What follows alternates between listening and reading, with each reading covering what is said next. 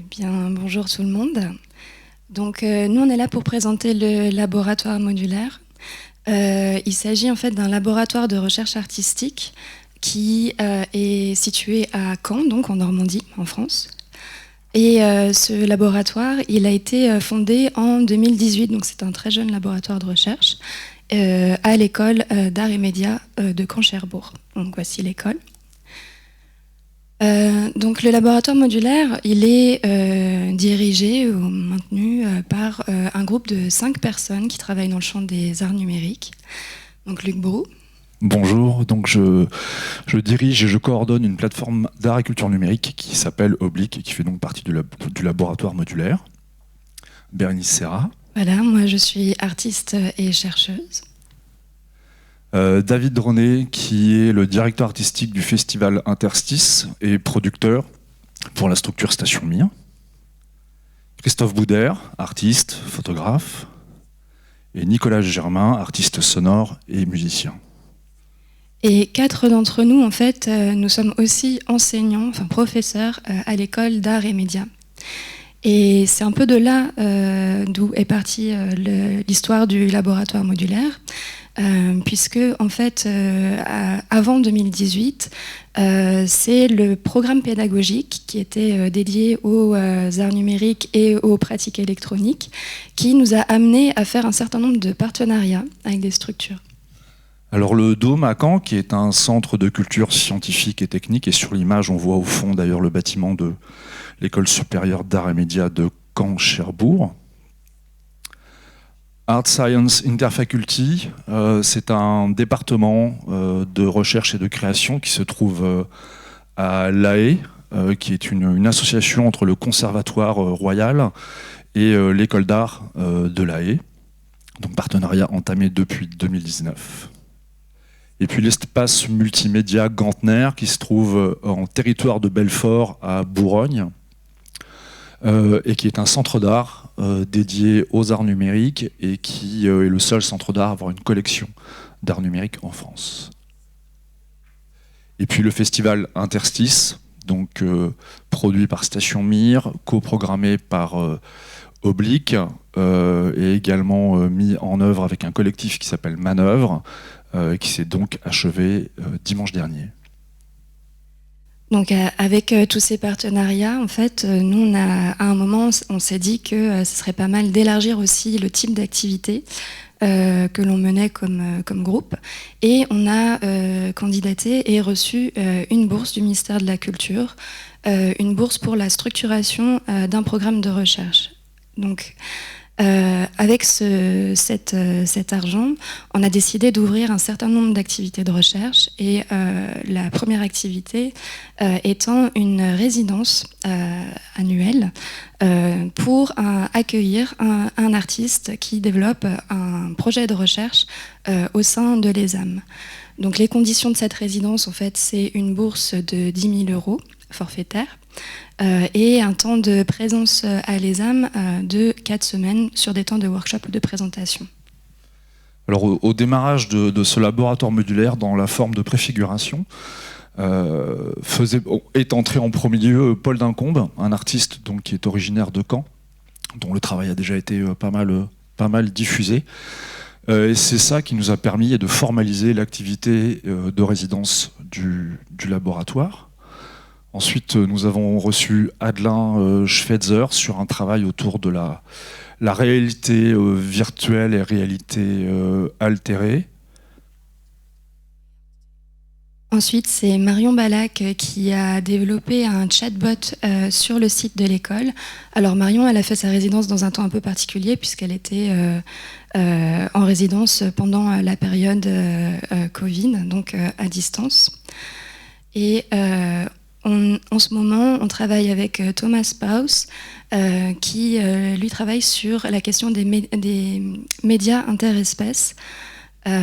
Et l'année prochaine, nous allons recevoir Ludmila Postel, qui souhaiterait travailler la question du son, de la spatialisation sonore dans le métaverse.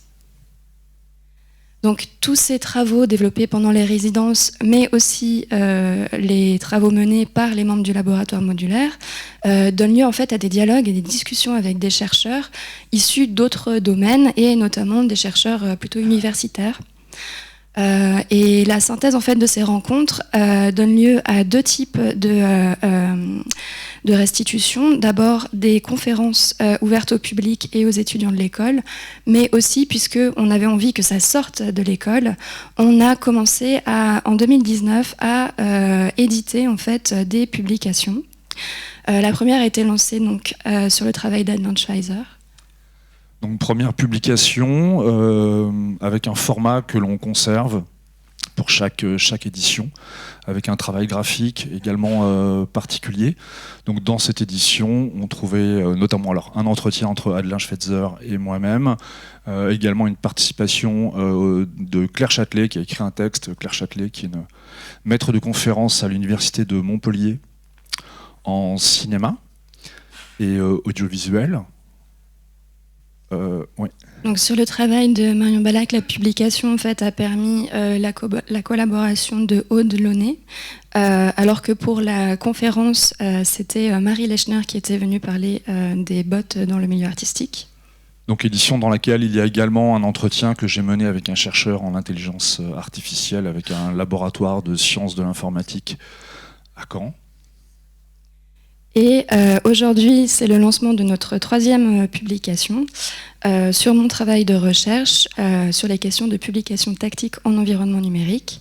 Et on retrouve un texte théorique de Jean-Paul Fourmentreau et une discussion avec Valérie Perrin, donc directrice de l'espace multimédia Gantner. Alors précisons que tous ces documents sont web to print, disponibles sur le site de l'école gratuitement. Donc maintenant, pour ouvrir un tout petit peu, le laboratoire modulaire en fait fait partie plus largement d'une dynamique à l'échelle du territoire national. Avec ACNUM, Réseau national des arts hybrides et des cultures numériques, sur lequel je ne vais pas m'étendre, puisque le réseau va être présenté dans la matinée par Mathieu Vabre. Et encore à une échelle un tout petit peu plus large, on travaille vraiment aussi à implémenter un programme européen en fait, avec plusieurs institutions qu'on a déjà mentionnées, comme l'Interfaculty de La Haye et très récemment le Master Design et New Environments à l'université de Reykjavik, donc en Islande. Donc, en 2024, nous allons mettre en place un colloque qui va venir clore ces 4 années de résidence. Les actes du colloque seront publiés en 2025 dans le cadre d'un événement général qui s'appelle le millénaire 2025. C'est le millénaire de la ville de Caen. Dans ce cadre-là, il y a un programme spécifique Art-Sciences sur lequel s'est positionné Interstice. C'est pour ça qu'on l'a mentionné Interstice 1000. Et voilà. Et donc dans ce contexte-là, on va pouvoir présenter plus précisément ce travail. Alors là, on voit à l'image une installation qui a été coproduite par Station Mir de l'artiste Justine Aymar. Et donc on continue, notre volonté c'est évidemment de poursuivre ces activités de recherche. Là très récemment il y a eu la sortie d'un disque de Nicolas Germain qui fait donc partie du laboratoire modulaire, donc ça peut prendre aussi plusieurs formes. Et si on veut vraiment avoir une perspective un peu plus lointaine, on aimerait énormément en fait travailler à la création d'un centre interdisciplinaire pour la recherche et création en environnement numérique. Et on souhaiterait surtout ouvrir les collaborations non plus à l'échelle européenne mais à l'échelle internationale. Et nous vous remercions de votre attention. Merci. Merci beaucoup. Bonjour à tous. Je suis donc doctorante chercheuse et chargée des relations internationales à Chronique. Et aujourd'hui, je suis ici pour vous présenter la plateforme de production Chronique Création. Tout d'abord, Chronique est un incubateur des imaginaires numériques réunissant les structures Seconde Nature et Zinc qui travaillent depuis de nombreuses années à promouvoir et faire émerger la création contemporaine, à comprendre le monde en régime numérique et à aider les publics à s'approprier les technologies pour développer la créativité et favoriser l'émancipation. Les deux associations organisent la Biennale des imaginaires numériques, dont la 3e édition a eu lieu de novembre 2022 à janvier 2023 et dont la 4e aura lieu en 2024. Chaque biennale est rythmée par une thématique. En 2018, la lévitation. En 2020, l'éternité. Et en 2022, la nuit. Les appels à projets proposés par la plateforme Chronique Création sont en lien avec ces thématiques. Vous pouvez voir dans les images qui défilent derrière moi l'édition passée, la 3e édition. La plateforme de production apporte un soutien à la production et à la diffusion d'œuvres originales. Elle regroupe des opérateurs des divers champs de la culture, c'est-à-dire art visuel, spectacle vivant, musique, audiovisuel, réalité virtuelle. Il s'engage à accompagner des artistes autour de leur questionnement, des artistes qui questionnent et ou utilisent des technologies dans leurs travaux, des technologies numériques, je précise. Cet engagement et ce travail collectif permet une certaine agilité dans l'accompagnement et ça permet aussi une réflexion de fond sur l'écosystème des projets. La plateforme répond à 4 grands objectifs qui est partagé par l'ensemble de ses membres.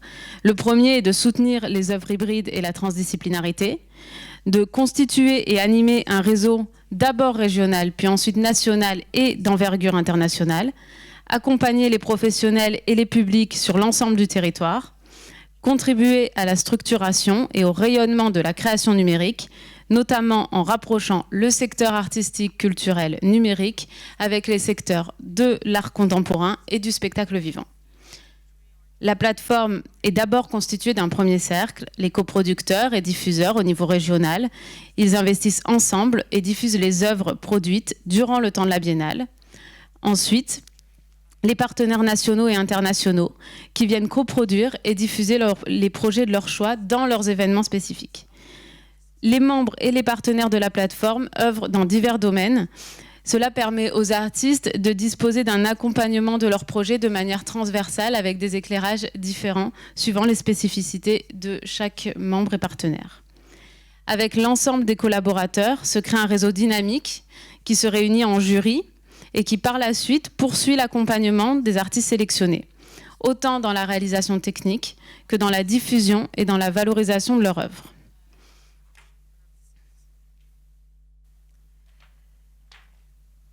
Les artistes peuvent donc candidater à cette plateforme. La candidature se passe par des appels à projets.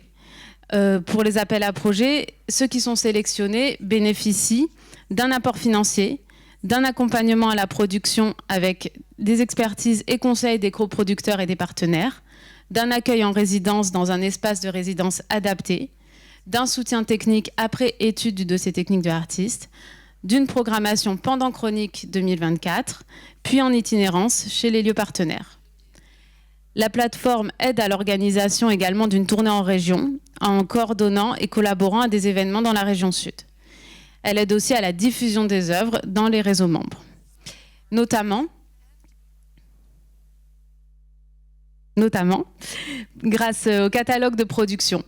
En effet, à chaque édition de la Biennale est édité un catalogue de production qui réunit les quinzaines d'œuvres et qui les valorise, les quinzaines d'œuvres de la plateforme pour cette année-là.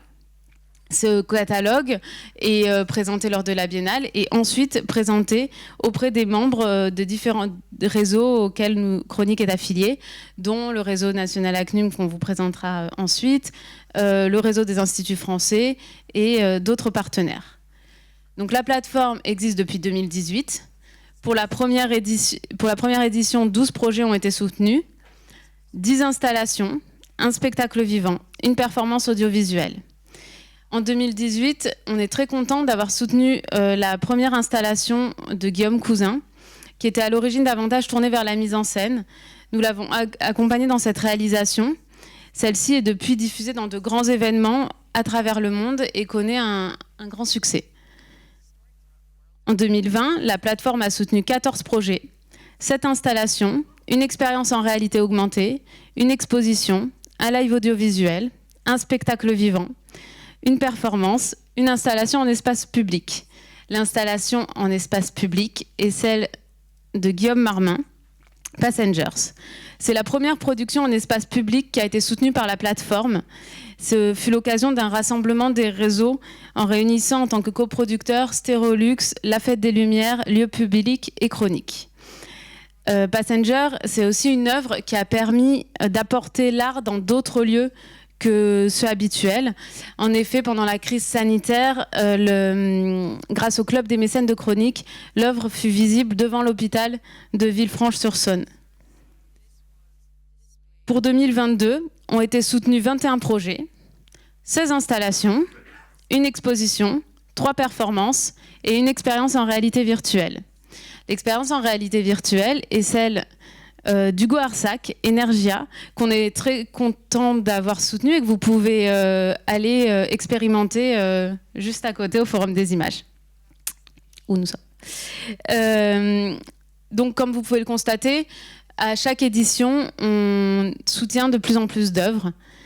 Le nombre de candidatures depuis 2018 ne cesse de croître et les partenariats se sont consolidés, permettant à la plateforme d'accueillir plus de projets grâce à l'augmentation du fonds de production.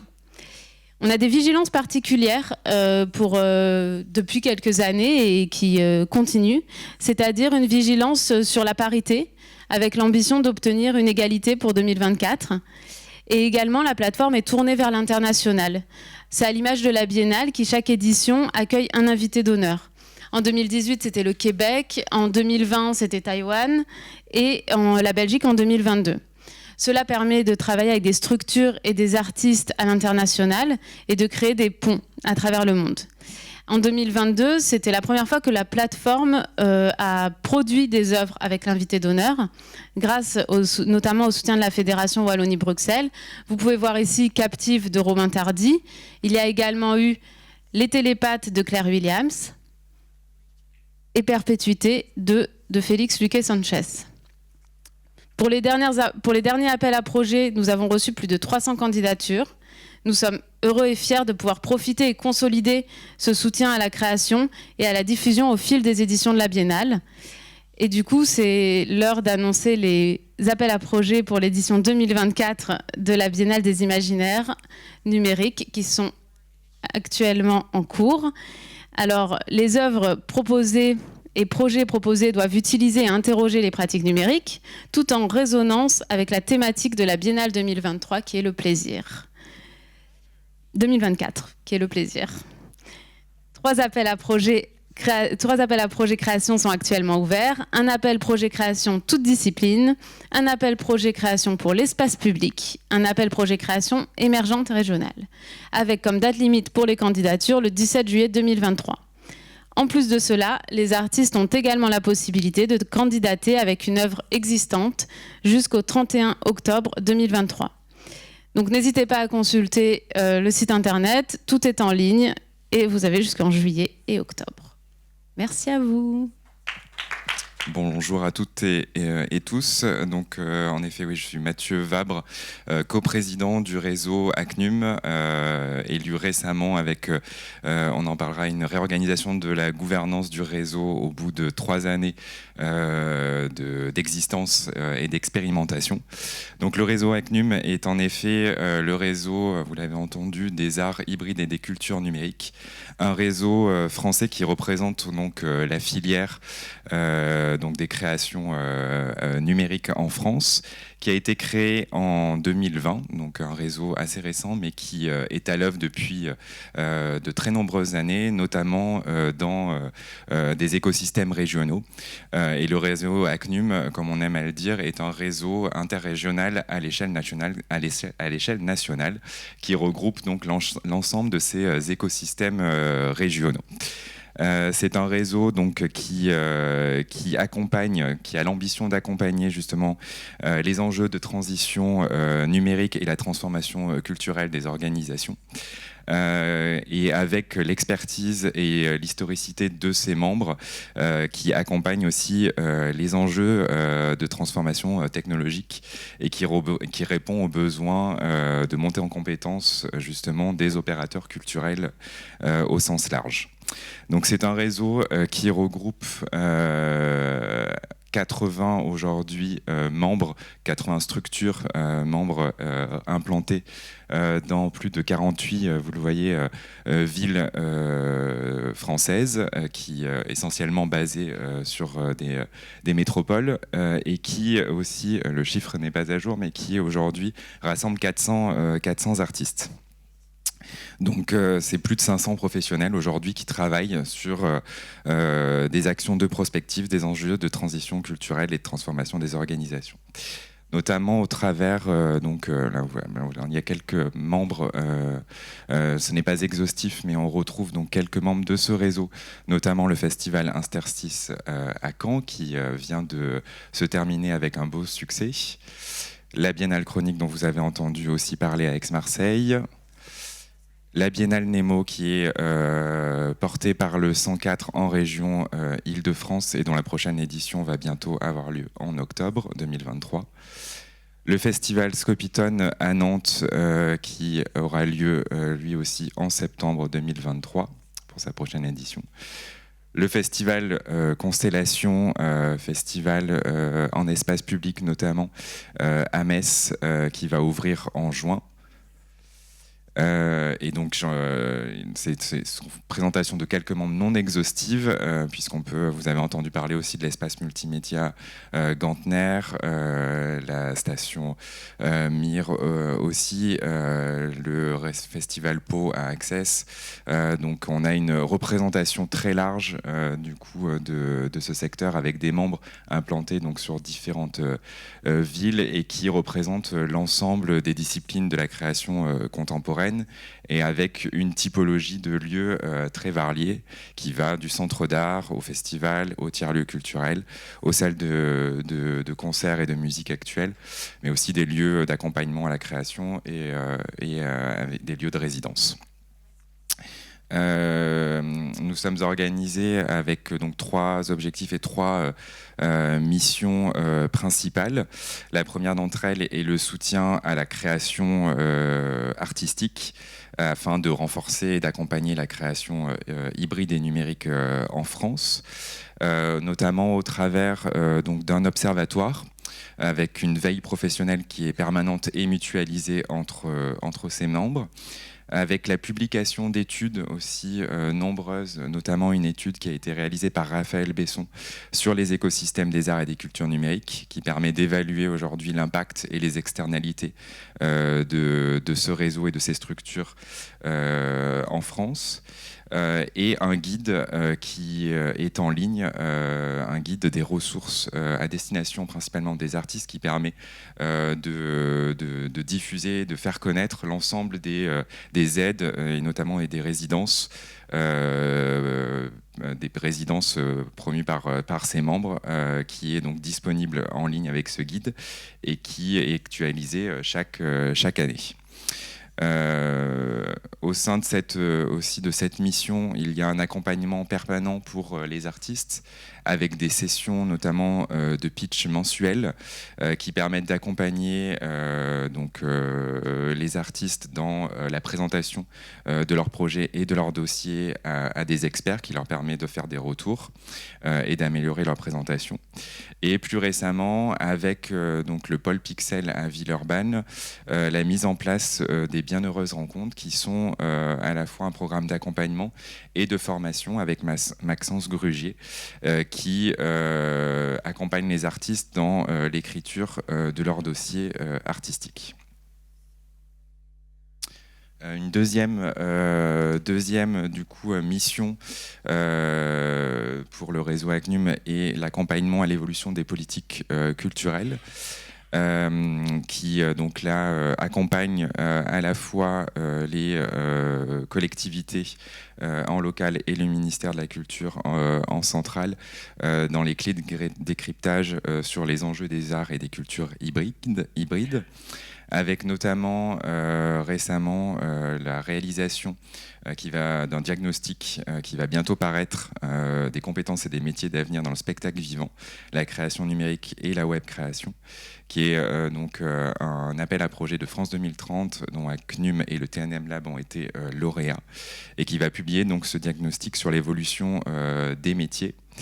Ça se matérialise aussi, cette mission, par des formations sur les enjeux de diffusion de la création numérique auprès des agents du ministère de la Culture notamment.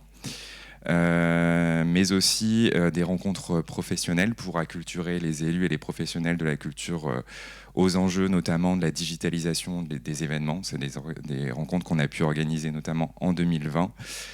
Sur la conservation des œuvres d'art numérique qu'on a pu organiser aussi pendant Esch, capitale européenne de la culture, et des rencontres aussi autour des nouvelles médiations et des nouveaux rapports au public. Donc, qui se font à l'occasion de différents événements à la fois portés par ses membres et sur des invitations extérieures. Récemment aussi, donc, nous allons lancer un média qui va permettre aussi d'accompagner avec l'expertise de ses membres et des experts extérieurs des réflexions critiques, politiques sur justement les renouvellements des enjeux de ces cultures. Une dernière mission est la mutualisation et la coopération entre ses membres, avec là aussi différentes missions, notamment les rencontres pair à pair, qui permettent d'échanger entre différents professionnels et des corps de métier au sein du réseau. Donc plusieurs rencontres ont pu être organisées par exemple avec les responsables de production ou les responsables de médiation de nos structures pour aborder les problématiques communes et travailler ensemble autour de solutions à adopter. Au sein de cette commission et de ces actions, nous avons plusieurs groupes de travail, notamment un qui est autour de l'éco-responsabilité et art numérique, qui est porté et piloté par le laboratoire art et technologie de Stéréolux. Et une veille en fait professionnelle qui est permanente, qui est effectuée par l'équipe d'ACNUM et qui est diffusée sur notre liste de diffusion à l'adresse donc de tous ses membres. Une des actions emblématiques du réseau et qui est visible ici est le travail qui a pu être fait donc pendant 3 ans avec l'Institut français qui s'est matérialisé récemment par la signature d'une convention cadre triannuelle justement qui a été signée en janvier 2024. Qui vise justement à développer le développement à l'international de la création numérique, qui se matérialise avec notamment la création du site IF Digital, où vous pouvez retrouver une sélection d'œuvres curatées par des commissaires, directeurs artistiques des membres du réseau. Et notamment une sélection spécifique aussi pour ISEA. Un travail aussi sur l'export et l'organisation de rencontres avec des professionnels internationaux et des professionnels français. Et une formation que nous allons lancer en novembre à destination justement des chargés de mission et conseillers internationaux du réseau. Et là, vous voyez un extrait du site IF Digital, justement, qui fait la promotion d'œuvres et de créations françaises. Donc, le réseau est organisé autour d'une équipe de 2 personnes, donc avec une coordinatrice, Léa Conrad, que vous pouvez retrouver ici présentement. Une déléguée générale en la personne de Céline Berthoumieux. Et donc, comme je vous le disais, une réorganisation qui s'est faite au bout de 3 années d'existence du réseau, avec donc une nouvelle gouvernance, avec un CA, un conseil d'administration composé d'une 20aine de membres du réseau, qui est en charge justement de la feuille de route stratégique du réseau, qui a élu un comité exécutif de 8 personnes qui est chargé de la mise en place justement des actions stratégiques du réseau. Et une coprésidence portée par 3 personnes, donc Samuel Arnoux, directeur du festival maintenant à Rennes, Géraldine Taillandier, directrice de Syntex Culture Numérique à Reims, et moi-même, du coup, à la présidence du réseau. Pour plus d'informations, vous pouvez retrouver tous les outils dont je vous ai parlé sur le site ACNUM. Et bien sûr, nous restons, Léa et moi, à disposition si vous avez des questions. Je vous remercie. Merci beaucoup Mathieu. Donc, bonjour à toutes et à tous, je m'appelle Manon, effectivement, comme précisé. Je travaille au Forum des images et je suis ravie de venir vous présenter cette institution dans laquelle vous venez depuis mardi matin, à ISEA. Vous avez vu peut-être le directeur du Forum des images, Claude Farge, vous recevoir à la cérémonie d'ouverture d'ISEA ce mardi matin. Donc le Forum des images, ce sont ces très grands espaces, presque 6000 m², dans lesquels vous voyez des conférences dans les 3 salles de cinéma que nous avons. Mais vous l'aurez remarqué, c'est un lieu très ouvert qui n'a pas que des salles de cinéma, qui a aussi ses salles de formation, qui a son école dont je vais vous parler. Et alors, ce caractère très ouvert et très riche en fait du Forum des images est lié à son histoire. À l'origine, le Forum des images est né sous le nom Vidéothèque de Paris à la fin des années 80, en 1988. La Vidéothèque de Paris, c'était tout simplement un lieu qui avait pour mission de collecter des archives filmées sur la ville de Paris depuis la fin du 19e siècle, donc des missions de collection, de préservation, mais aussi de transmission. Ce qui était intéressant, c'est que la Vidéothèque de Paris a ouvert très tôt ses archives, a mis des bornes de visionnage, et donc il ne s'agissait pas d'une archive fermée d'une institution close, mais bien d'une institution publique, d'une institution qui montrait ses fonds de façon tout à fait innovante. Et très vite, les programmations de la Vidéothèque de Paris ont dépassé le sujet parisien pour parler de très nombreux thèmes, de très nombreux sujets sur de très nombreux formats. Et donc, en 1998, la Vidéothèque a été renommée le Forum des images. Et vous entendrez dans le Forum des images le mot « forum » qui insiste sur ce caractère d'ouverture et ce caractère d'échange public. Le Forum des images n'est pas un cinéma, c'est quelque chose de différent. C'est peut-être plus, je ne sais pas. Même si, effectivement, le cœur de la programmation restait le cinéma, avec de très nombreuses thématiques, de très nombreux festivals. Des festivals emblématiques comme le Carrefour du cinéma d'animation. Et désormais, le Forum des images programme en saison. Alors malheureusement, j'avais besoin d'une connexion Internet, j'en suis désolée, vous verrez les trailers figés, ça arrive. Donc le Forum programme en saison sur 3 thèmes. Donc de façon cyclique se renouvellent ces thèmes selon le schéma d'abord une personnalité. L'hiver dernier, c'était à propos de Yukio Mishima, l'auteur. Ensuite, un concept. Et en début d'année, nous avons donc programmé sur les mondes parallèles. On a organisé notamment une conférence sur le world building. On a montré des mondes imaginaires, un jeu VR qui portait sur l'univers d'Alice au Pays des Merveilles. Et désormais, en ce moment, si vous prenez un programme qui sont disséminés un peu partout dans le forum, vous verrez que nous programmons sur une ville, Los Angeles. Et donc, dans cette logique, en automne, nous reprogrammons sur une personnalité. Je ne vous en dis pas plus.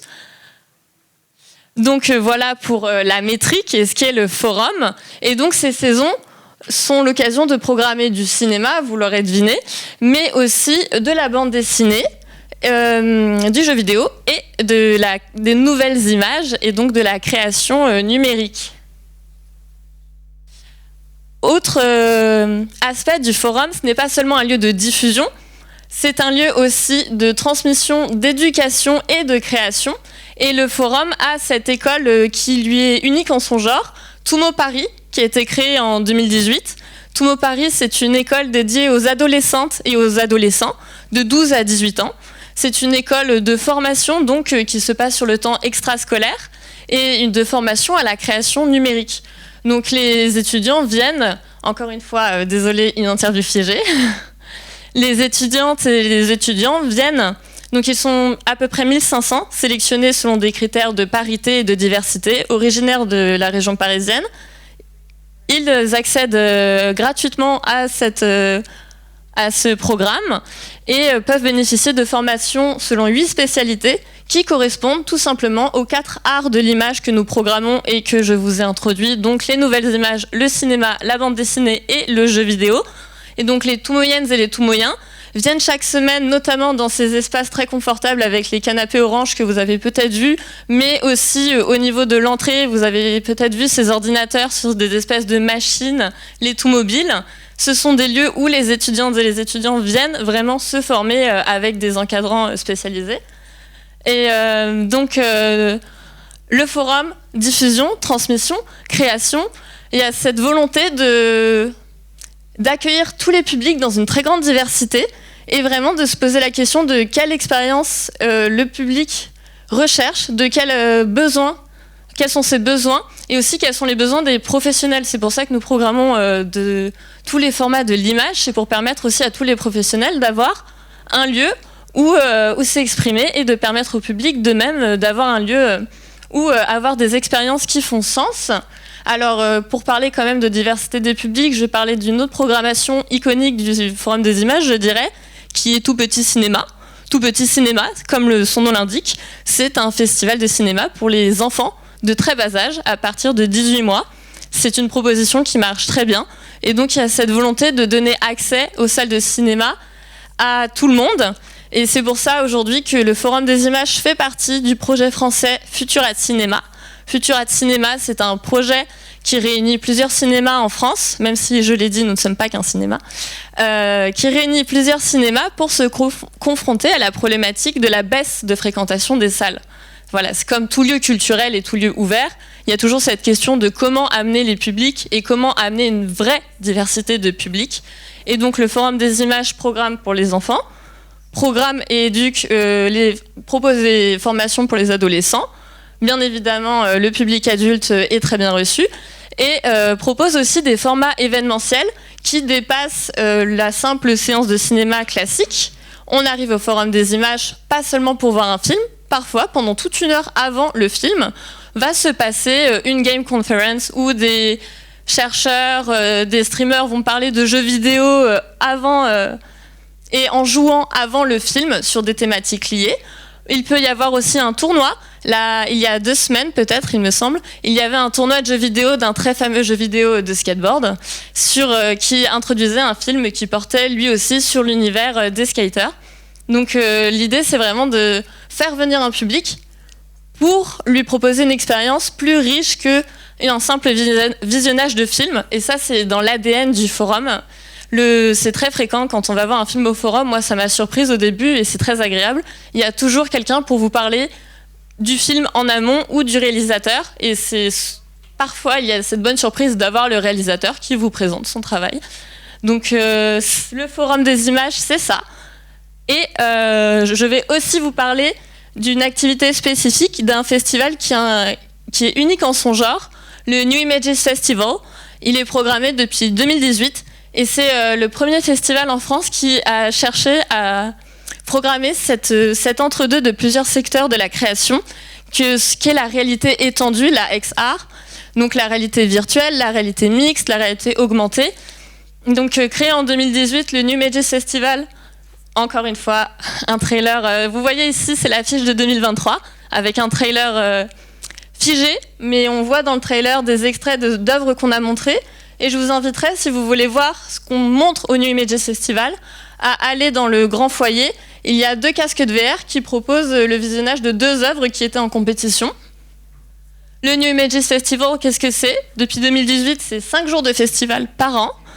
Pendant ces 5 jours, 3 journées professionnelles, avec, comme pour ISEA, des conférences, des tables rondes, des workshops, mais aussi donc une programmation artistique avec les œuvres que nous avons sélectionnées en compétition. Aussi parfois un focus sur un autre pays. Cette année, il s'agissait du Québec. Et c'est aussi de même un lieu pour les créateurs, les créatrices, mais aussi les productrices et producteurs et les distributeurs depuis l'an dernier de réalité immersive et de création numérique immersive. Notre but, c'est vraiment de, pareil, donner un lieu d'expression à ces parties prenantes de la création immersive dans tous les formats. Et donc, dans le cadre du marché, de donner un lieu de présentation des projets en développement ou finis qui cherchent leur coproduction, qui cherchent une salle où être diffusés, qui cherchent, oui, tout simplement une manière de se développer, d'exister et d'être montrés dans le monde entier. Donc depuis 6 ans, il s'est passé beaucoup de choses, il y a eu beaucoup de monde au New Images Festival et de fait, l'activité s'est bien affirmée et tellement développée que le forum a décidé de lancer le New Images Hub, qui est une programmation sur l'année, donc en plus du festival. Et le Hub, c'est un programme qui est destiné à toutes ces parties prenantes, encore une fois de la création immersive, qui donc sur l'année va proposer des résidences. Donc là, nous vous présentons les 3 résidences que nous avons renouvelées cette année, dont les appels à projets viennent de finir. Les sélections sont en train d'être faites pour les tout derniers. Et donc nous avons ainsi une résidence en Équateur, à Quito, à Taïwan et à la Villa Médicis. Mais d'autres résidences sont déjà programmées et seront annoncées tout au long de l'année. Et donc ça, le New Images Hub vise à soutenir encore une fois les créatrices et les créateurs, à les former, à leur offrir des plateformes d'échange. Pareil, ce sont des résidences binationales, comme vous aurez vu. Donc il y a cette idée toujours d'échange et de soutien.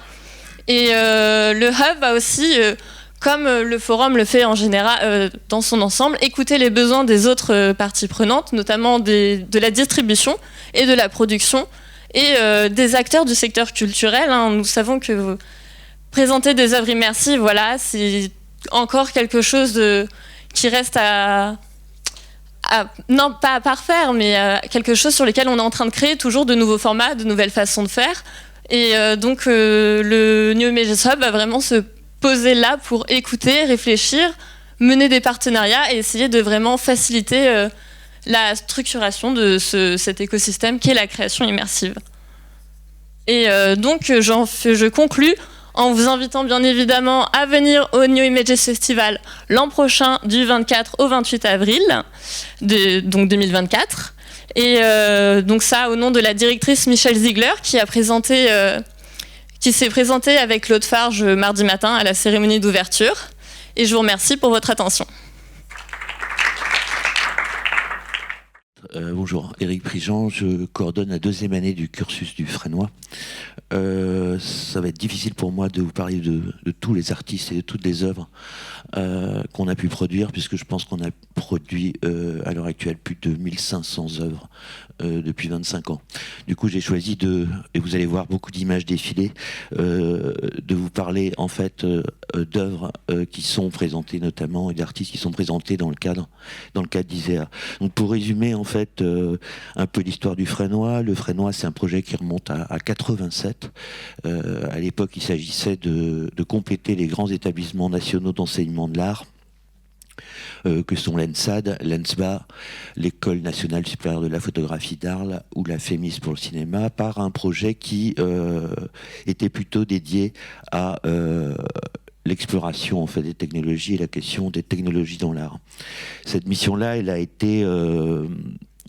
voilà, là vous avez ici quelques images du Fresnois, du bâtiment, puisqu'il y a une réhabilitation d'un bâtiment de distraction populaire dans le cadre d'un concours d'architecture, et c'est l'architecte franco-suisse Bernard Tchoumi qui avait remporté ce concours.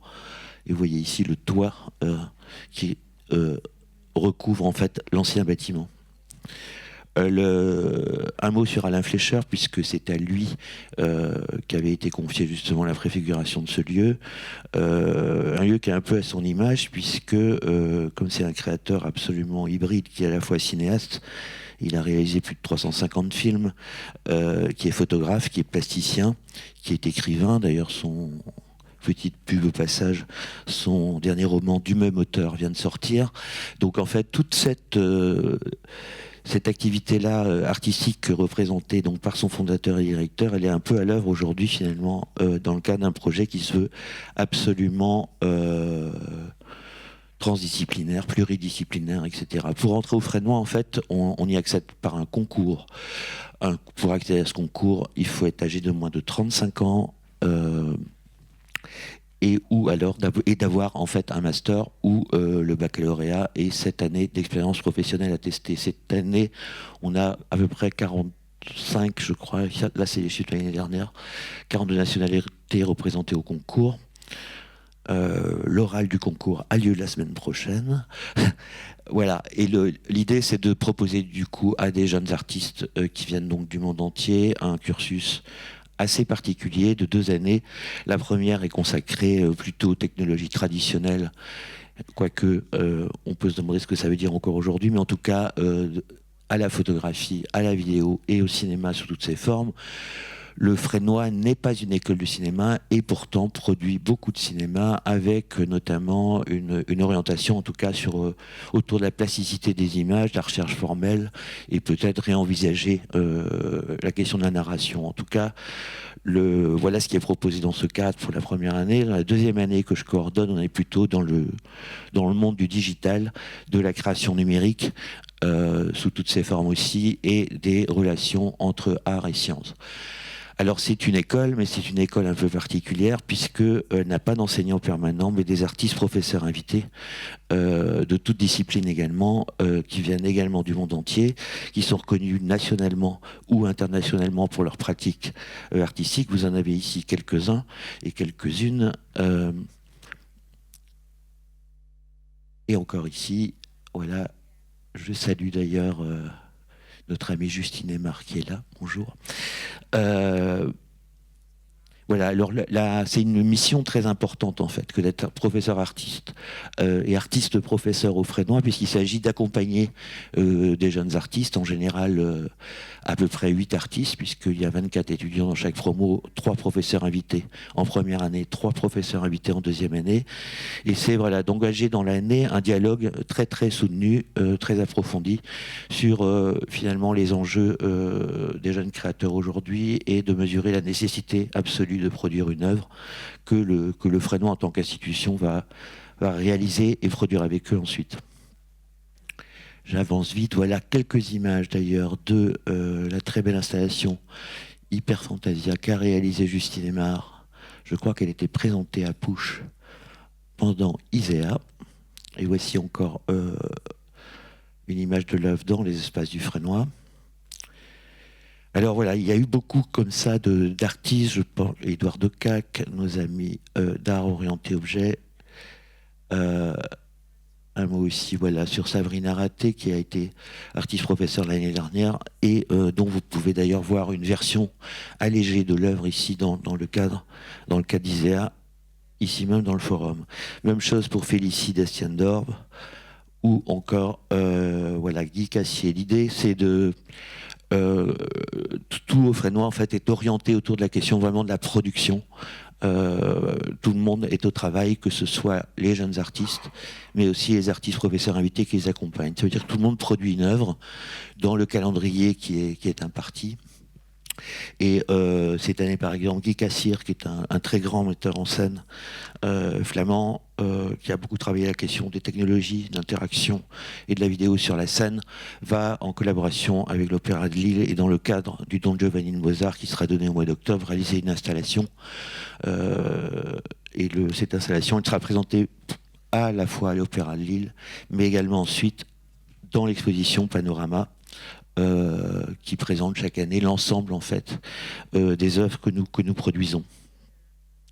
Voilà, je parle ici, je vous montre quelques images, par exemple de Lucien Biteau, qui est aussi intervenu dans le cadre d'ISEA. Nous produisons en fait je ne vais pas dire toutes les formes, mais ça peut être des installations interactives, immersives, sonores, des films, des photographies, des vidéos, des performances. Voici d'ailleurs on peut aussi produire des projets évidemment en partenariat et en collaboration. On a plusieurs partenaires. Les œuvres peuvent être des coproductions aussi, pourquoi pas avec des partenaires privés. Encore un mot ici. Voilà quelques images. Hugo Arsac que vous pouvez voir effectivement ici à ce niveau du forum des images avec une installation. Lucas Truniger également. Voilà, je m'arrête sur cette diapo-là, puisque Iséa parle aussi des relations entre art et science. Effectivement, nous développons ces questions depuis longtemps. Nous collaborons avec des laboratoires de recherche, par exemple, depuis 2004 à peu près.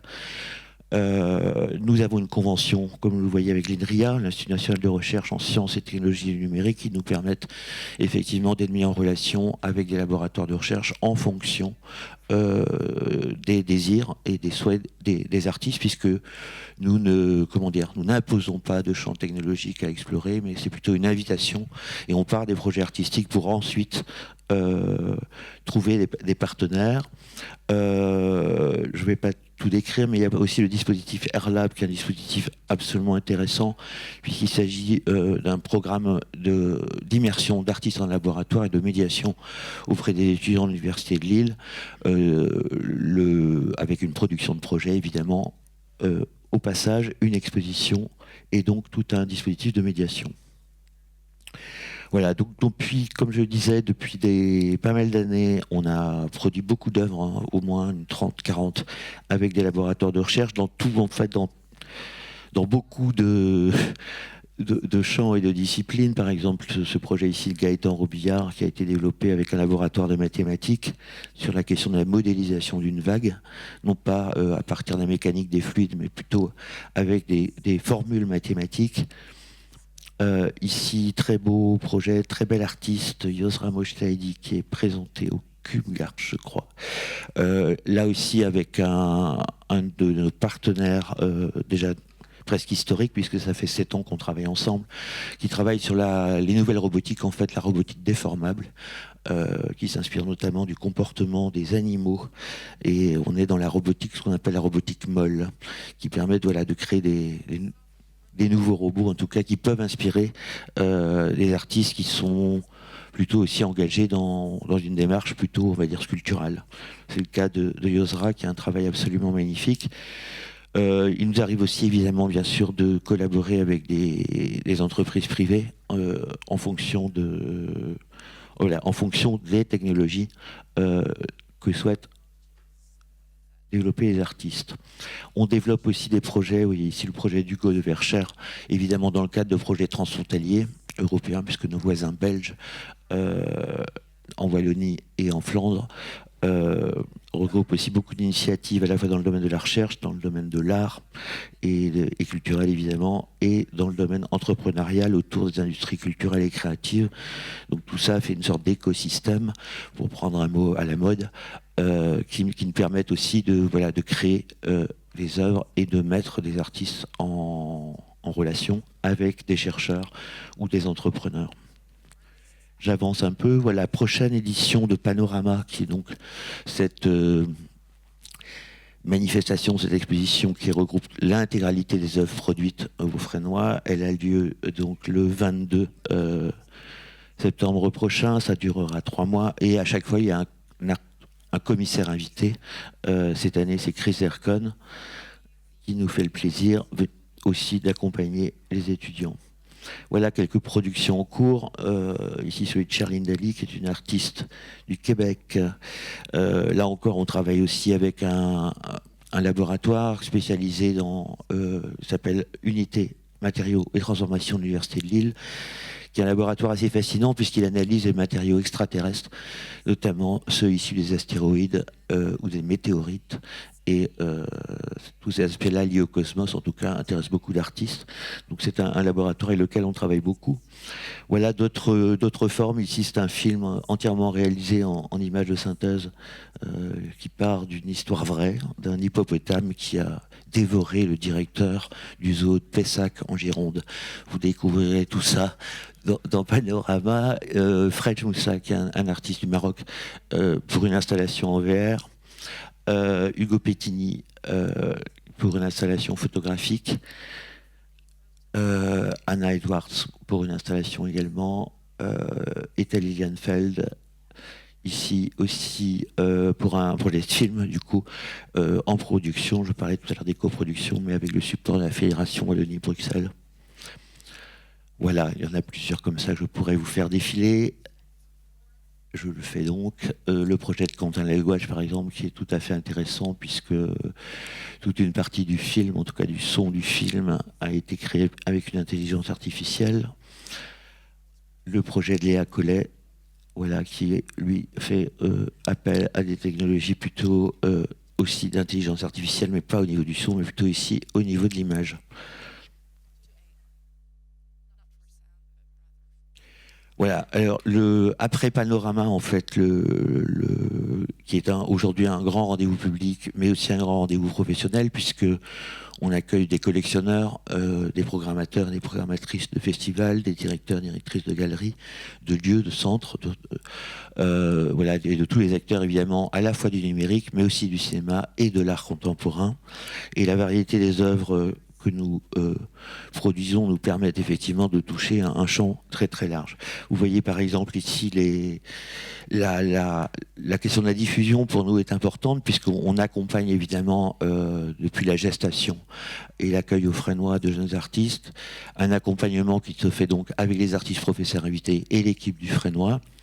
On produit les œuvres, on les montre dans Panorama et ensuite nous les diffusons à l'international.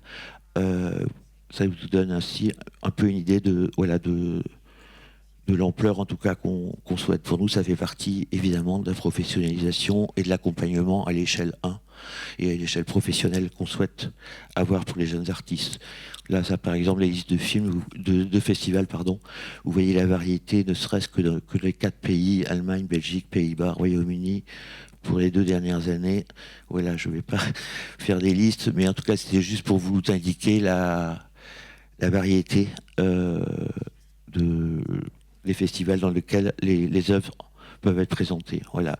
Il arrive aussi qu'on organise nous-mêmes ou en partenariat des expositions en France ou à l'international qui reprennent des parties de Panorama ou des programmations, celle-ci par exemple que j'ai assurée à Shanghai. Mais il y en a plein d'autres. L'idée pour nous, c'est évidemment que les artistes, voilà, puissent, à la suite de leur venue au Fresnois, développer une carrière. Ici, par exemple, celle de Ismaël Geoffroy Jean-Doutis, qui a fait un parcours absolument exceptionnel au Fresnois et dont les films, voilà, ont reçu beaucoup de prix dans le monde. Mais je pourrais parler aussi de Moïse Togo, avec une mention Ars Electronica, Guang Liu qui a remporté le Golden Nika, etc. Ou Anar Salem, prix Révélation en numérique, en vidéo à DAGP, que vous pouvez voir d'ailleurs en ce moment à la DAGP à Paris. Voilà, bien sûr, dans le champ du cinéma, en fait, on vise évidemment les festivals de catégorie A, Cannes, la Berlinale ici, où un océan étudiant, Giacomo Abruzese, a remporté en tout cas la meilleure photographie et a reçu un ourceau d'argent à la dernière Berlinale. Et bien sûr, je me permets de faire un détour avec Clément Cogitor, qui vient de sortir Goutte d'or en salle. Voilà, aujourd'hui aussi, le Fresnois est comme une agence artistique et en relation avec beaucoup d'acteurs, privés ou publics, pour mettre en relation justement des artistes, voilà, avec dans le cadre de projets, comme par exemple ici avec Clément Vieille et Hermès. Enfin, on est très heureux quand les anciens étudiants du Fresnois font cette carrière-là. Ici, Julien Creusier qui représentera la France à la 60e Biennale de Venise, ou Kapwani Kiwanga qui représentera le Canada à la prochaine Biennale également. Voilà, un mot aussi sur, j'espère que je ne suis pas trop long, sur ces rapports Ars Sciences toujours. On a monté un groupe de recherche depuis quelques années déjà, qui rassemble en fait des scientifiques et des artistes de toutes disciplines, autour de thématiques qui sont choisies de manière commune. Alors il y a eu le rêve des formes évidemment. Qu'est-ce qu'une forme plastique, musicale aujourd'hui? Qu'est-ce qu'une forme mathématique, une forme physique? Qu'est-ce qu'une forme vivante, une forme contrainte, ou peut-être même qu'est-ce que peuvent produire quelles peuvent être les formes liées à l'intelligence collaborative? Voilà, ça a été le l'objet d'une exposition au Palais de Tokyo et d'un colloque au Collège de France. Là, depuis quelques années aussi, on est parti sur l'humain qui vient. Donc en fait l'idée c'était que dans un monde hyper technologisé, le concept même d'humain, d'humanité est en constante évolution, et comment donc envisager de nouvelles figures de l'humain à venir. C'est piloté par un philosophe qui s'appelle Raphaël Dagouri-Orly et un ancien étudiant du Fresnoy, Olivier Perriquet, qui pilote aussi ce groupe de recherche. Voilà, donc dans ce cadre-là, effectivement, on aborde à la fois de manière artistique et scientifique les relations entre humains et non humains. Par exemple, les questions du genre, les questions de l'anthropologie à venir, les questions de la technique évidemment, celles des déchets du passé, celles des déchets de l'avenir, celles de rapport également à la nature. On a mis aussi en place des doctorats de création artistique, un avec l'Université du Québec à Montréal et un autre avec le CEAC, le Centre d'études en art contemporain de l'Université de Lille, qui qui sont un co-encadrement, à la fois un professeur ou une professeure d'université et un ou une artiste recommandée par le Fresnoy, qui vont accompagner les jeunes artistes qui se sont engagés dans une démarche doctorale. Enfin, accueil de scientifiques aussi, et c'est important de le souligner puisque tous ces aspects-là qui sont listés ici entrent vers, on va dire, dans la réflexion sur l'évolution du Fresnoy qui va devenir le Studio Lab international dans peu de temps, qui est lié aussi à un projet d'extension immobilière au Fresnoy pour pouvoir accueillir à terme, en fait, on a déjà une communauté de scientifiques, on voudrait accueillir aussi une communauté d'artistes, on voudrait accueillir aussi une communauté de scientifiques. Pour l'instant, c'est en préfiguration. Donc aujourd'hui, il y a des dispositifs de séjour de recherche et de production pour des scientifiques de toutes disciplines. L'idée, c'est qu'ils aient les mêmes moyens financiers, puisque je ne l'ai pas dit, mais le Fresnoy met 8 400 € en cash par projet, plus l'apport en équipement et en industrie pour accompagner ces projets-là. Ce sera la même chose pour les scientifiques. Voilà, donc tout ça est un peu à l'œuvre et je m'arrête là, juste avec une dernière image, excusez-moi. Je pense que c'est important. Et avec cette dernière image, on peut vous applaudir, Eric. Merci beaucoup. Et voilà, cette image pour vous dire et pour vous la présenter, puisqu'elle est venue spécialement d'Arabie Saoudite. Le Fresnoy est conseillé pour un nouveau lieu qui va ouvrir à Riyad en octobre prochain autour des technologies. Je pense qu'il fera partie de ce réseau international autour des arts et sciences bientôt. Et voilà, j'ai le plaisir de vous présenter donc Tegan Bristow, qui est parmi nous. Merci beaucoup. Bonjour à tous. Alors, je suis très heureux en fait d'être dans cette session de présentation institutionnelle. Comme vous savez, l'École nationale supérieure des arts décoratifs co-organise ISEA et on tenait beaucoup en fait à ces sessions de présentation parce qu'en fait ça forme un écosystème. C'est vrai que c'est un terme qui est un peu à la mode, comme l'a dit Eric tout à l'heure, mais c'est un terme en fait qui vient des sciences naturelles. On l'oublie, en fait, ça date des années 1925, je crois, et comme le terme symbiose, voilà, il y a des migrations de concepts des sciences naturelles vers les organisations. Et donc, je vais vous faire une présentation assez rapide de l'école des arts déco et plus spécifiquement du laboratoire de l'école des arts déco, et ensuite un focus sur le doctorat SACRE. SACRE, c'est en fait, ça veut dire sciences, art, création et recherche, qui a été mis en place par plusieurs écoles parisiennes. Donc l'école des arts décoratifs, c'est une start-up qui a été créée en 1766. Alors le premier nom en fait de cette école, c'est l'école royale gratuite de dessin et de mathématiques. Alors je vous rassure, je vais pas faire l'histoire de l'école des arts déco, mais simplement pour vous dire que la relation aux sciences et la relation à la technique a fondé en quelque sorte l'ADN de cette école des arts déco. nous avons plusieurs départements, donc nous formons des artistes et des designers. On a par exemple un département de formation dans le domaine du cinéma d'animation. On a aussi un département qui est très intéressant comme tous les autres, mais celui-ci de manière assez, j'allais dire, innovante dans le domaine du textile, le design textile. On a aussi architecture intérieure. Donc voilà, on a toute une série de disciplines dans le domaine des arts et du design, et c'est ce qui en fait fait la particularité de cette école. C'est à la fois de former donc des artistes et designers, et il y a une transversalité qui est extrêmement forte, et vous allez voir cette transversalité évidemment se reflète dans l'activité de recherche. Nous avons mis en place un laboratoire en 2007. Ce laboratoire s'appelle NSAD Lab, et dans le cadre de ce laboratoire, nous avons mis en place une formation doctorale. Alors comme l'a signalé Eric, les écoles d'art depuis maintenant assez longtemps mettent en place des troisièmes cycles.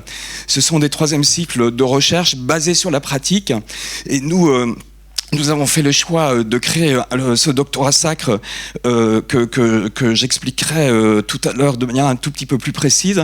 Et simplement, ça peut être intéressant pour les autres écoles et de partager cette expérience. C'est que quand on a lancé sacre à l'ENSAD, on s'est aperçu qu'un certain nombre de designers et d'artistes qui avaient une pratique tout à fait excellente n'étaient pas préparés en termes de méthodologie donc à la recherche. Donc on a créé une année de pré-doctorat qui n'est pas du tout obligatoire.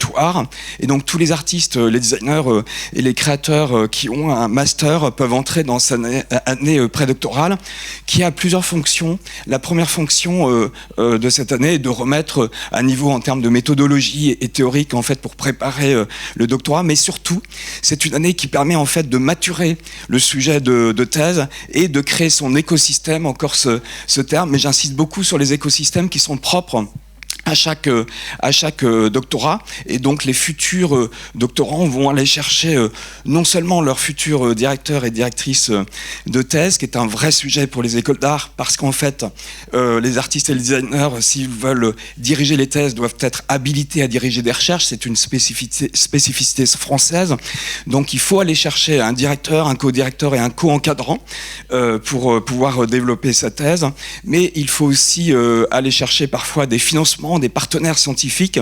Donc c'est une année en quelque sorte d'incubation qui permet d'accompagner l'ensemble de nos doctorants à l'ENSAD pour qu'ils puissent réaliser leur thèse de manière tout à fait satisfaisante.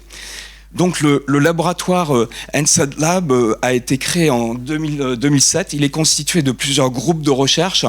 Je vais les survoler, bien entendu. Je ne peux pas rentrer dans le détail parce qu'on a une masse assez importante d'activités de recherche.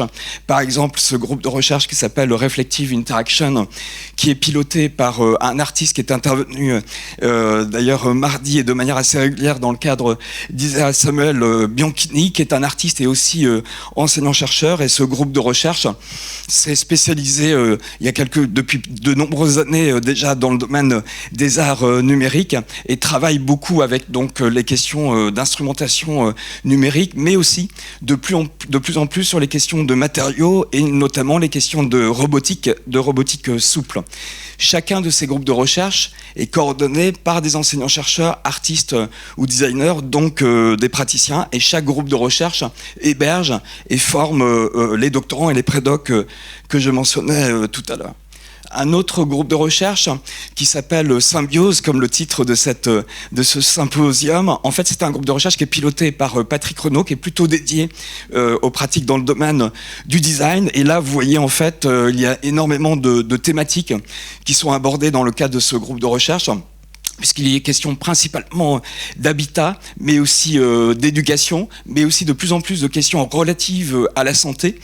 Par exemple, une des doctorantes de ce groupe de recherche, qui s'appelle Audrey Brugnoli, est une doctorante qui réalise sa thèse sur les questions de prothèses de peau. Et les prothèses de peau, en fait, sont une question très importante dans le domaine médical. Et on a créé un partenariat, une collaboration à la fois scientifique, mais aussi financière avec l'Institut Imagine, qui est un institut de recherche médicale dans le domaine des maladies génétiques à l'hôpital Necker. Ça, c'est un exemple intéressant parce que c'est à peu près tous nos doctorants sont en interaction avec des laboratoires scientifiques ou des instituts de recherche. Donc, on est vraiment focalisé et spécialisé en quelque sorte dans les relations entre art, design et sciences. Un autre groupe de recherche, celui-ci, est thématisé sur les questions plutôt de réalité virtuelle. Pour vous donner un exemple d'un des projets portés par ce groupe de recherche, qui est piloté par François Garnier, qui est réalisateur, c'est un dispositif en réalité virtuelle qui permet de visualiser des données, et cette visualisation de données permet en fait d'effectuer des recherches dans des masses, des volumes de data assez importantes. Je vous donne un exemple. Je vous évoquais l'Institut de recherche médicale Imagine. Eh bien, ce projet est développé aussi dans le cadre de cet institut de recherche. Il se trouve que les chercheurs dans le domaine médical et dans le domaine des maladies génétiques rares, évidemment, ont beaucoup de données à exploiter. Ils ont tous les outils statistiques, bien sûr, pour exploiter leurs données et faire leurs recherches, bien entendu.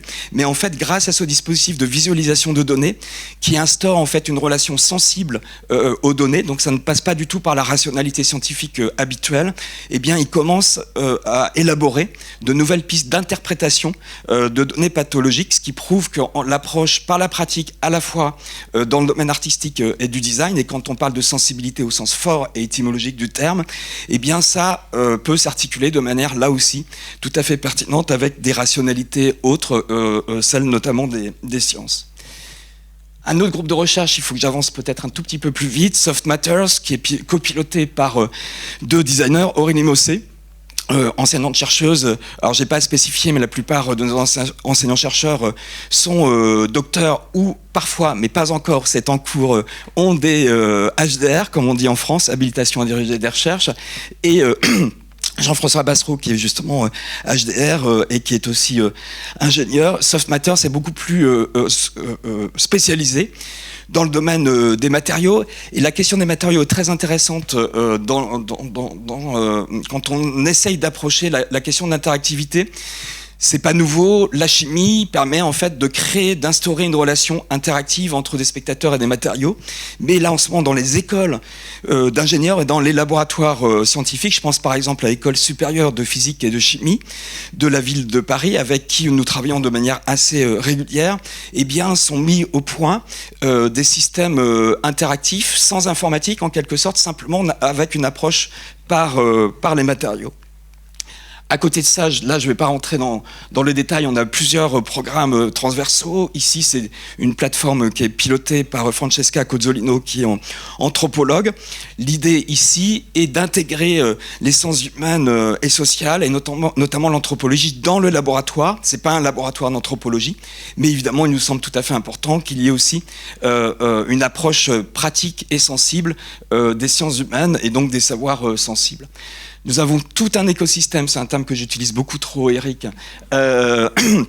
que je vais là aussi pas détailler, peut-être juste un petit focus sur l'Institut Cognition. C'est un institut qui rassemble les principaux laboratoires de recherche en sciences cognitives relatives en fait à la cognition. NSADLab fait partie de ce consortium, et il y a plus de 25 laboratoires qui sont dans ce consortium, et donc on profite, si j'ose dire, des compétences dans le domaine des sciences cognitives, puisque dès qu'on parle d'interaction, bien entendu, la cognition est aussi un élément tout à fait intéressant, mais à l'inverse, tous ces laboratoires en sciences cognitives qui traitent de la cognition sont aussi intéressés par notre approche basée sur la pratique, dans lesquelles sont intégrées donc des recherches dans le domaine du design et de l'art. Là aussi, je ne vais pas détailler, simplement pour vous montrer qu'on a un ensemble de partenariats assez large. On a d'un côté, même si c'est pas une séparation, parce qu'il y a beaucoup de coopération entre ces deux champs, d'un côté en fait des structures publiques et de l'autre des structures privées. Donc on retrouve par exemple l'Institut Imagine et bien sûr l'Agence nationale de la recherche, etc. Il y a tout un ensemble de structures qui nous financent, mais qui nous financent pas seulement. L'objectif en fait des financements, c'est aussi de créer donc des consortiums, des écosystèmes, et de profiter, si j'ose dire, des compétences que nous n'avons pas. Et donc ce sont à chaque fois des occasions de coopération et pas seulement de financement. Par exemple, la Fondation Carasso, qui est une fondation qui finance beaucoup d'activités de recherche et dans le domaine aussi de la culture, eh bien, nous apporte aussi, comme pour l'Institut Imagine, ses propres compétences et tout un ensemble, bien sûr, d'entreprises et d'industries. Là, il faut que j'avance plutôt vite. Nous avons aussi, bien sûr, des réseaux internationaux que je ne vais pas pouvoir, du coup, détailler. Un focus, là aussi, qui me semble tout à fait important, c'est porté par Samuel Manchini, que j'évoquais tout à l'heure. Donc, c'est une nouvelle plateforme de publication en ligne, donc une revue en ligne spécialisée art, design et sciences. Mais c'est pas une revue classique, dans le sens où il y a eu deux choix très forts qui ont été faits. C'est d'abord une revue en ligne, mais qui est diffusable et consultable sur tous les supports numériques, du smartphone au web, etc. Mais surtout, c'est une plateforme numérique, une publication avec un système de comité de lecture et un comité de rédaction, donc comme une revue scientifique en quelque sorte. C'est une revue qui met l'image au centre et la pratique au centre.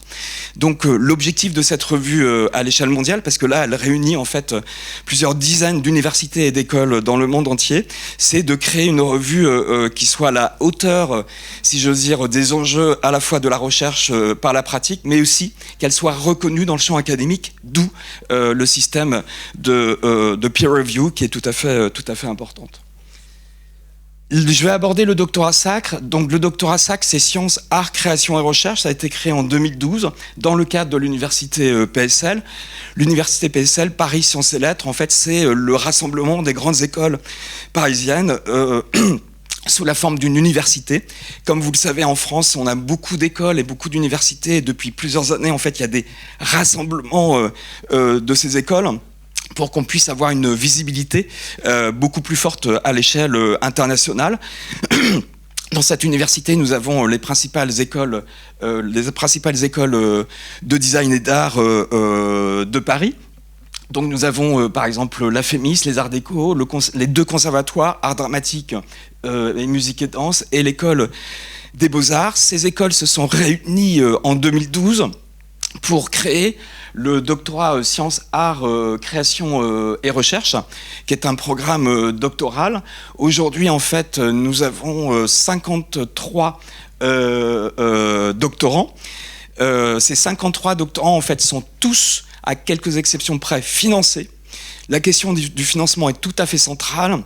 En France, en fait, les artistes ou les designers, et même dans le domaine des sciences humaines, les activités de recherche dans le cadre du doctorat sont très peu financées.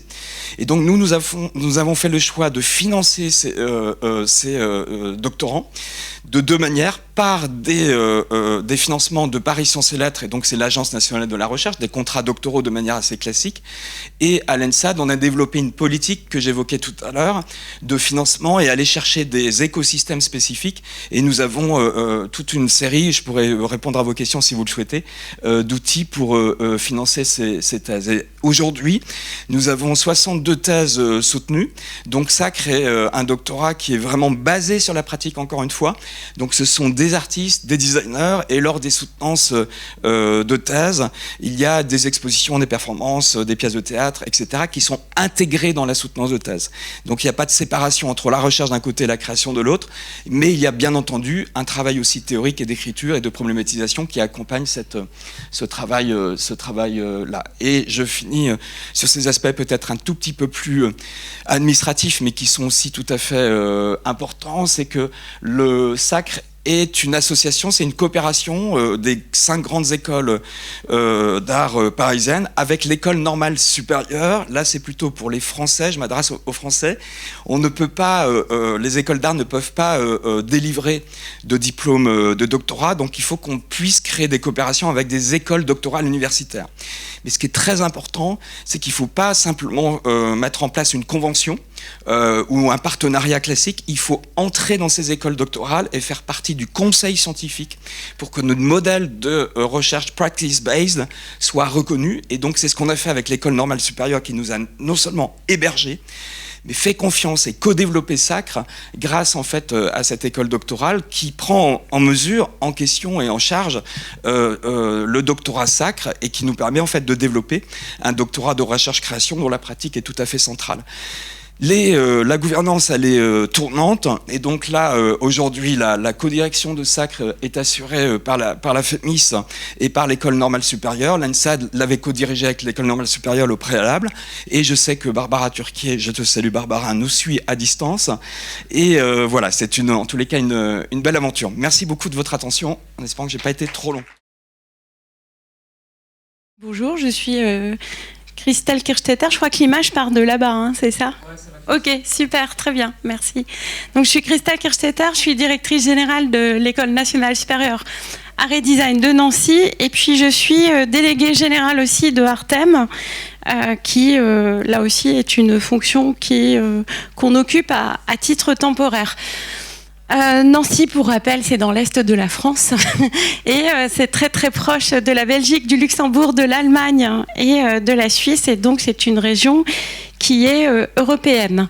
Nancy, c'est surtout un endroit qui est très connu dans l'histoire de l'art, puisque c'est à cet endroit-là qu'est né un des mouvements majeurs de l'Art Nouveau, l'école de Nancy, qui était une alliance qui unissait des artistes et des industriels. Cette alliance, elle est née, donc, elle a une courte durée, comme beaucoup de mouvements dans l'histoire de l'art. Donc elle est née à la fin 1899 et elle s'est progressivement éteinte en 1909 au profit des arts décoratifs. Il y a des figures majeures dans cette école de Nancy, et notamment Émile Gallet. Et puis il y a surtout des œuvres majeures. C'est un travail qu'on peut reconnaître par les formes végétales, par les formes animales. Tout cela est très organique. C'est un mouvement qui s'est développé dans le champ de l'objet, vous avez pu le voir juste avant, mais aussi de l'architecture. Ici, on a la Villa Majorelle, qui a réouvert il n'y a pas très longtemps. Je vous invite à venir la visiter. Elle n'est pas très loin du campus. C'est un mouvement qui s'est développé aussi dans le champ de l'aménagement, du verre. Vous pouvez voir les vitraux, etc. derrière. Toujours de l'aménagement. Et puis, pour avancer un peu dans l'histoire, il y a une autre figure majeure qui a pu, alors qui n'est pas directement inspirée de l'école de Nancy, mais qui quand même y a été formée, c'est celle de Jean Prouvé, qui est très connu lui aussi pour ses architectures, pour ses objets, pour son mobilier. Ici, c'est un de mes projets préférés. C'est une école temporaire, puisque Jean Prouvé a beaucoup travaillé les architectures temporaires, notamment évidemment après la Seconde Guerre mondiale. Ce mouvement majeur, il a été redécouvert et remis à l'honneur en 2000 à l'occasion de son centenaire. Et il y a eu toute une série de manifestations dans la ville. Il y a eu déjà des rénovations importantes de plusieurs édifices, de plusieurs bâtiments. Il y a eu des expositions, il y a eu des conférences. Ça a donné l'idée à 3 directeurs de grandes écoles nancéennes. Je dis directeurs parce qu'à ce moment-là, on ne nommait pas les femmes encore à la direction des écoles. Non, je suis la première femme directrice d'une école qui a 3 siècles, donc c'est important de le rappeler quand même. Donc ça a donné lieu à une... Merci. Ça a donné l'idée, à donc 3 directeurs qui sont très bien, hein, pour autant, hein, on s'entend très très bien, il faut bien qu'on l'ait en tête. Donc d'une école d'ingénieurs, Mines Nancy, qui est une école qui est née en 1909, alors dont l'histoire pourrait être à peu près, en tout cas en parallèle avec l'école de Nancy, et notamment pour le champ des matériaux et des technologies. Donc le directeur de l'école de Nancy, le directeur de ICN Business School, qui est une école de management, et puis le directeur de l'école nationale supérieure d'art et de design de Nancy se sont associés et ont eu l'idée de créer une alliance pédagogique et de faire revivre à nouveau cette dynamique et cette association de plusieurs champs disciplinaires. Donc je viens de le dire, avec l'art et le design pour notre école, avec les technologies pour Mines, et puis le management et l'économie pour ICN Business School. C'était, en tout cas quand ils nous le racontent aujourd'hui, ce sont surtout les expositions qui leur ont donné cette idée-là, avec surtout l'idée qu'il fallait très vite transformer les pédagogies et que les mutations contemporaines, les grands mouvements mondiaux faisaient qu'on ne pouvait plus se concentrer sur son propre champ disciplinaire. Il fallait apprendre à travailler, à coopérer à plusieurs. Donc cette alliance, elle s'est progressivement développée autour principalement d'un projet pédagogique qui dure 3 années. On est un tout petit peu en décalage avec Mines, nous c'est NSAD, pardon, avec Mines et ICN, puisque Mines et ICN recrutent à Bac+3. Donc les étudiants entrent en licence 3 et chez nous on entre en licence 1. Néanmoins, on essaye évidemment de caler un peu tout le monde. En tout cas, l'année 1, c'est un temps d'initiation. Ça dure 5 jours et ce sont des moments où les étudiants des différentes écoles vont apprendre à travailler ensemble. L'année 2, c'est vraiment le cœur du programme. Ce sont des ateliers. Ça dure 22 jours parce que c'est tous les vendredis pendant 22 semaines. On verra le programme après. Et l'année 3, c'est un temps d'application avec, on va le voir, avec des entreprises. Je vais commencer par les ateliers Artem. Je vais peut-être préciser aussi, pardon, vous le voyez en haut, donc ça concerne environ 1500 étudiants par an. C'est une petite organisation. Artem propose près de 5500 heures de formation. Donc le cœur du programme de cette alliance pédagogique, ce sont les ateliers Artem. Il y a 15 à 20 ateliers par an. Je le disais, ça dure 22 semaines, c'est UECTS. Et je vous donne là, vous voyez le programme de l'année à venir. C'est-à-dire qu'on couvre des champs assez larges. On peut couvrir évidemment des questions numériques, des questions technologiques, les questions des matériaux, les questions sociétales, environnementales. On essaie de travailler le plus large, évidemment la question aussi des économies. On essaie de travailler le plus largement possible depuis tous les champs de formation et de recherche qui sont dans nos établissements. Le temps d'initiation dont je parlais juste avant, là encore il dure 1 semaine. Pour vous donner un peu, à chaque fois je vous montre en exemple ce que ça peut faire. C'est l'an passé, je ne vous ai pas parlé du sujet de cette année parce qu'il n'a pas été confirmé, donc je ne voudrais pas vous l'annoncer avant de l'avoir annoncé à mes collègues. L'an passé, on a travaillé sur 2 types de groupes, de sujets, en tout cas les nouvelles mobilités avec Urban Loop, qui est un projet qui est développé par le consortium des ingénieurs de Nancy. Et puis un deuxième sujet qui s'appelle Breathe et qui était en écho avec une exposition qu'on a nous développée dans le cadre de H22 et sur la qualité de l'air. Là encore, à chaque fois sur ces 2 sujets, on fait travailler ensemble les étudiants. On commence par une grande conférence. L'objet pour nous, progressivement, quand on entre dans Artem, évidemment, c'est de se rencontrer, c'est de se connaître. Et c'est de pouvoir commencer à apprendre à travailler ensemble, mais surtout c'est et de plus en plus pour nous, c'est de pouvoir acquérir un socle commun des valeurs communes et par exemple, notamment en tout cas dans les domaines sociétaux et environnementaux. En tout cas sur ce sont les grands sujets qui sont les nôtres pour le moment. Le dernier moment, quand on sort.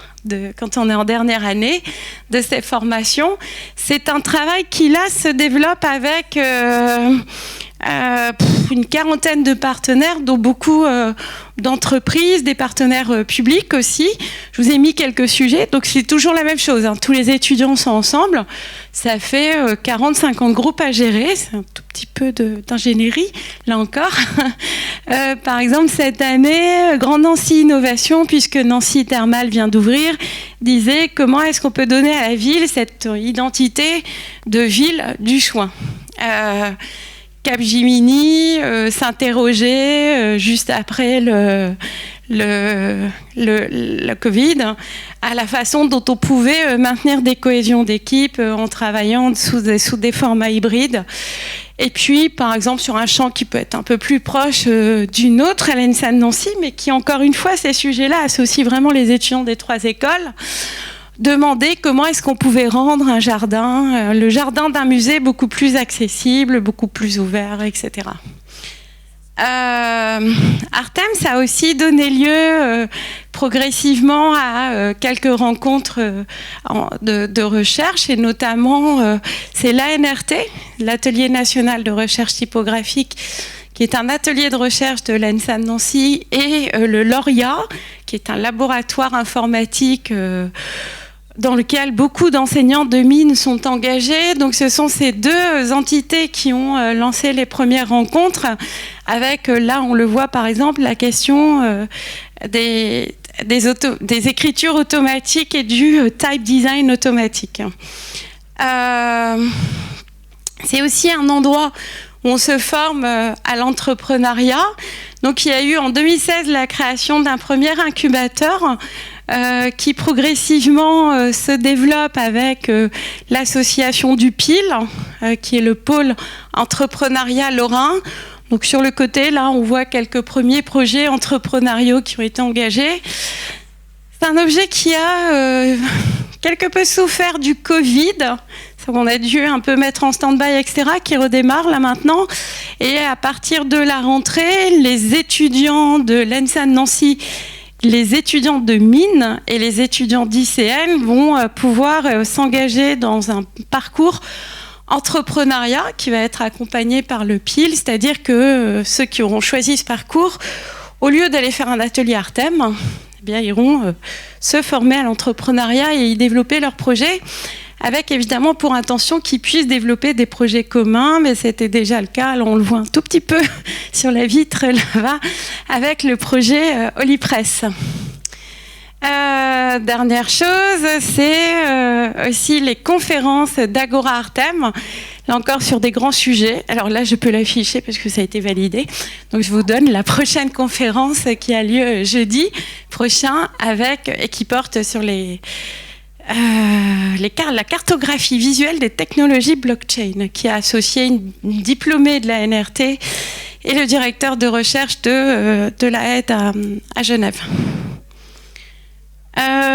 Peut-être juste avant de passer à la partie campus, préciser aussi que là on est en train de travailler le développement de résidences d'artistes dans les labos du campus, on va en parler à l'instant, et puis les formations partagées qui sont évidemment des formations de niveau master.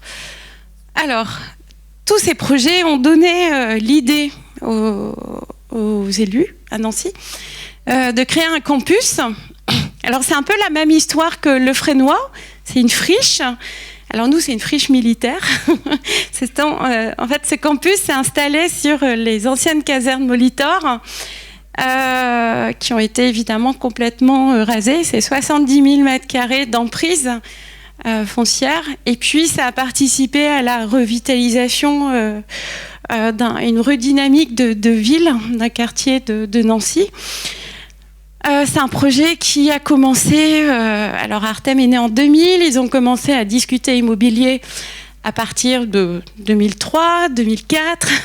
Ils ont ensuite dû réunir les fonds, puisque c'est un projet d'excellence nationale qui a coûté plus de 240 millions d'euros. Donc je vous laisse imaginer le temps qu'il a fallu pour mettre tout le monde autour de la table. Donc avec évidemment une logique partenariale très large avec les ministères, enseignement sup, recherche, culture, les collectivités, la région, la métropole, le département et évidemment l'Union européenne. Donc aujourd'hui sur le campus, on a les 3 écoles fondatrices, l'ENSAD, ICN, Mines. Alors on est vraiment très proches les uns des autres. Et on circule un peu partout comme ça. Une école publique de management nous a rejoint aussi, c'est l'IAE. Il y a l'Institut Jean Amour, qui est un centre européen de recherche, Université de Lorraine, CNRS, spécialisé sur les matériaux. Il y a, je le disais aussi, le PIL, le pôle entrepreneuriat. Et puis il y a alors c'est très important pour nous aussi, il y a un collège qui nous a rejoint il n'y a pas longtemps. Il y a un centre bientôt, un CFA sur les métiers de la bouche qui nous rejoint aussi. Donc pour nous, c'est important de pouvoir s'ouvrir. Et puis sur ce campus, on partage en fait des équipements communs. Donc ça, on partage déjà une très très très grande rue, qui est une rue publique, qui a été fondée et bâtie en hommage à l'école de Nancy, évidemment, pour les vitraux, pour la couleur et pour les choix du vivant, et notamment des espèces végétales.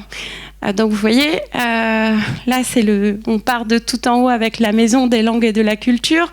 Chaque bâtiment est fait par un architecte différent. On appelle ça un bâtiment signe.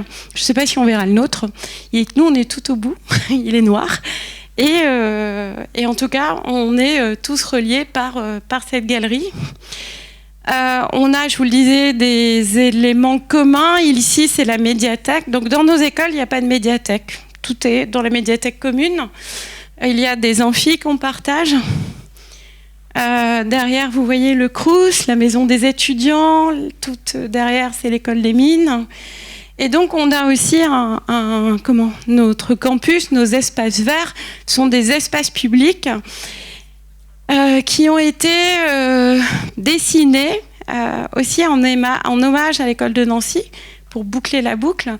Émile Gallet, c'est un grand botaniste, et donc il y a dans ce parc toute une série d'essences, etc., qui ne viennent que de cette région du territoire lorrain et évidemment des Vosges. Voilà pour Artem, et merci beaucoup. Merci beaucoup, beaucoup, beaucoup.